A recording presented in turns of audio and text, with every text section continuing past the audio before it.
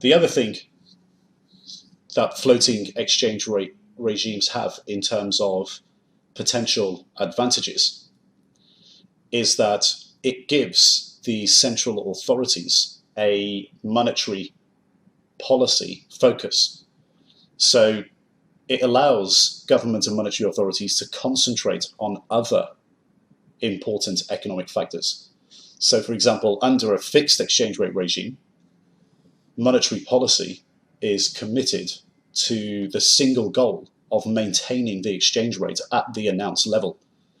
But the exchange rate is only one of many macro variables that monetary policy can influence. A floating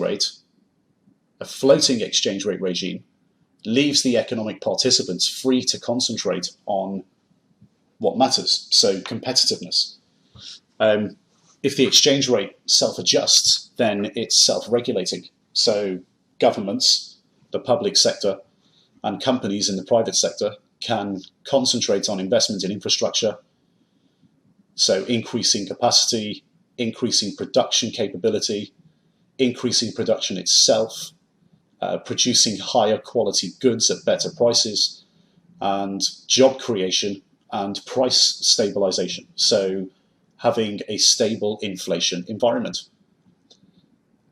So instead of governments or central banks intervening in the currency markets, they can forget about it and just use structural programs. So incentives like regulation and taxes, interest rates and money supply to control competitiveness. Because in a floating system, in theory, what's supposed to happen is that the price mechanism is supposed to self-adjust. Balance of payments are supposed to self-adjust. And basically what happens is if governments and central banks leave the exchange rate to freely float and don't intervene in any way, then they will just be concentrating on this internal policy. So structural incentives and using interest rates and the money supply to create conditions for the private sector to grow and to increase competition.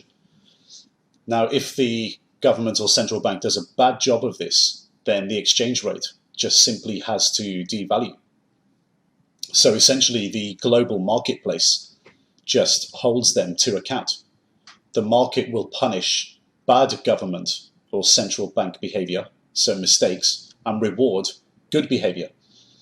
So in a society that operates like this, democratically speaking, voters are essentially outsourcing the political scorecard to the international marketplace.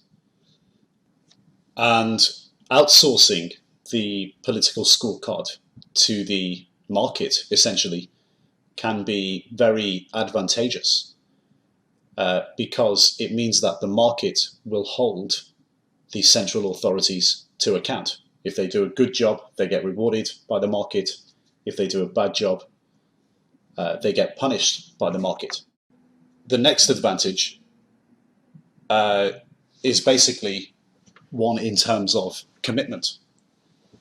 So when a government or central bank signs up to a fixed exchange rate system, what's happening is they're making a commitment to their trading partners or political allies that they're, no matter what, going to hold their currency to a peg level versus another currency or a basket of currencies, or even to the value of a commodity, so like the Bretton Woods system.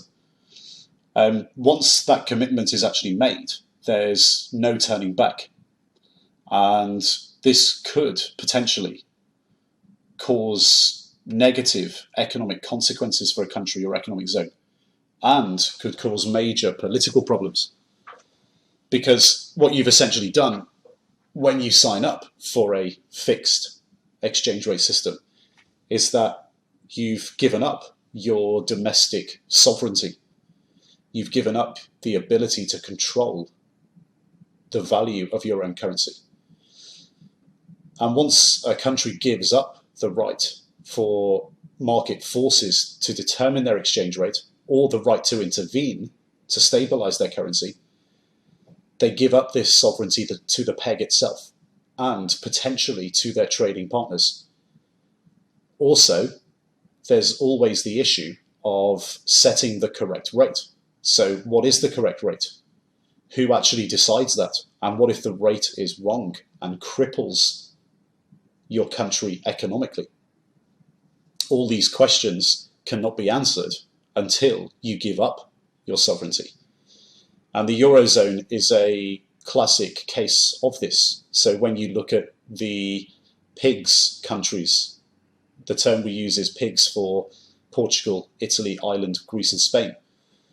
It's a classic example because they have differing output to the rest of the region, but they have a fixed common currency across the entire Eurozone.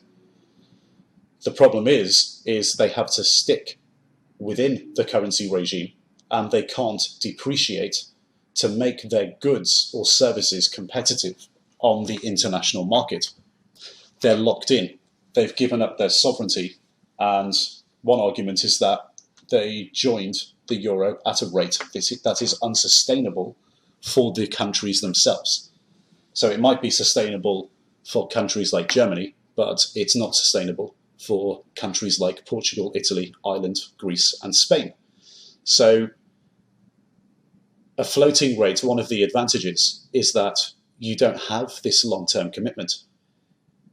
You still have the right to intervene, and you allow your currency to freely float. If there's a problem, then the central authorities have the flexibility, which was the previous advantage, the flexibility to intervene if necessary.